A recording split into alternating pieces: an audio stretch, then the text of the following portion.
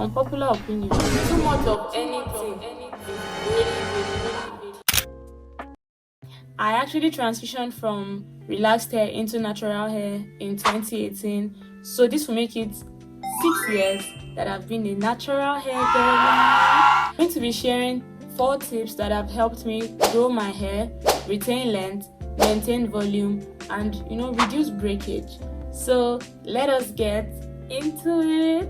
This was my hair in 2018 and this is my hair now. The first and most important tip for me, because this is one that I practice a lot, is that your hair should always and as much as you can keep your hair in a protective hairstyle. I'm going to be listing some protective hairstyles which I keep my hair in often. The first one is cornrows, mini twists. The third is bantu knots. We have locks, full lock, different forms of locks, and I really like this one. I used to do this one a lot, especially when I just started transitioning, because it was always helping me see growth for my hair. I keep it sometimes for like a month. One thing about locks, they actually get finer as they get older, and by the time I loosen it, I'm actually seeing the difference in the growth because I'm not manipulating my hair as much and my hair is just sitting pretty in the locks. Unpopular opinion. Wigs are also a form of protective hairstyle. You're not touching your natural hair as much, you're not manipulating it, you're not doing a lot. You're just when you want to go out, and when you come back home, it's just you and your natural hair. The key here is that you are not leaving your hair out all the time. You are just leaving it to be and to grow. The second tip is this. Please do not joke with wash days. So this is quite debatable. Different people have different timelines that they give themselves. Some people wash it every 2 weeks, some every 3 weeks, some every week.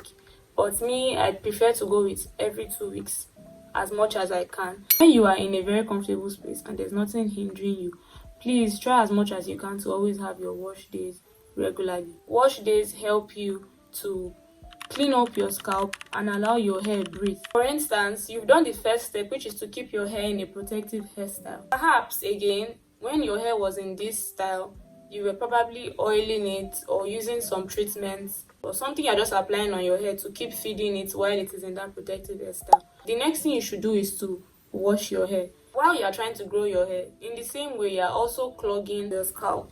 Having my wash days regularly, because this gives my hair the chance to breathe. The next tip is to moisturize your hair properly and always. So I used to make this mistake a lot. In fact, even until quite recently, at least I think towards the end of last year, I used to make this mistake of combing my hair while it was dry, and this will always lead to breakage, and I'm even kind of traumatizing my hair in the process. This would be very different if I had applied a leave-in conditioner or a moisturizer of some sort, and I do the same process.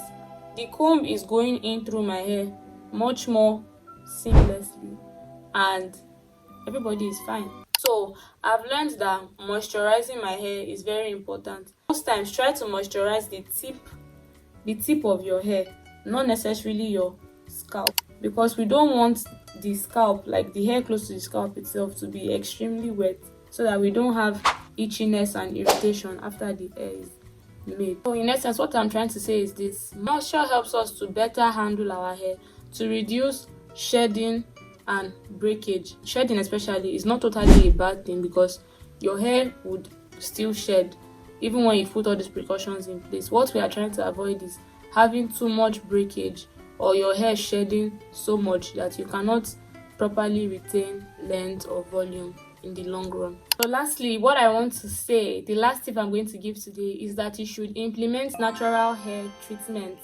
as much as you can. So quick backstory: around the time when I started transitioning, I think this was 2 years into my transition journey to natural hair. Yes, it was 2 years, 2020, the corona period. Rice water treatment was getting very popular and I decided to try it out for myself. And yes, I did see a lot of results from it. Also, I think sometimes having someone who you are practicing some of these hair treatments with can help you keep doing them, because it was a treatment that I had to do like every 2 weeks.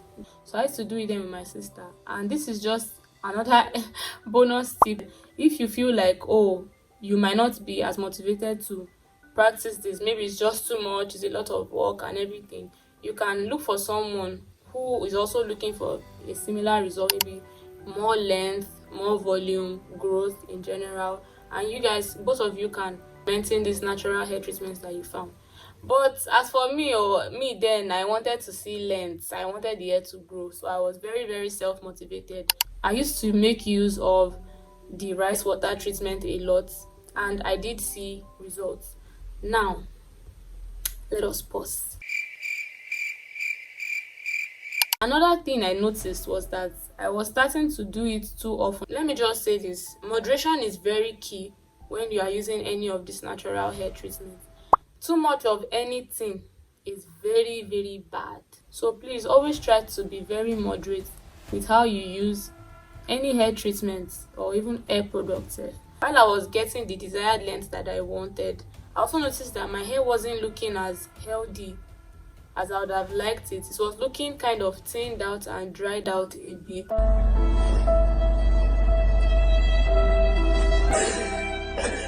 After a while, I stopped it, but I actually got the results that I wanted from it, which was to grow my hair longer, because my hair was way shorter than this then. Now I see more of clove, rosemary, I see fenugreek, aloe vera is still a thing. You know, there are so many natural hair treatments that you can use for your hair to get different results, and I've listed some of them. So based on the results that you want to get, you can look up some of these treatments and know which result it will give you. Rice water then was giving me more of length. Another treatment will give you maybe more volume. So these natural hair treatments should be considered and tailored to fit what we want to see at that time. These tips have really helped me get to where I am now, get the desired natural hair look that I want. I'm not even there yet. I still have so many more goals that I want to hit for my natural hair. But even being here right now, my hair is much more healthy, it's much more cared for. There is less breakage, there is less shedding, and I have been able to retain length much more than I used to in the beginning. So I hope you found these tips useful. Kindly subscribe to join the community, and I will see you in my next one. Bye.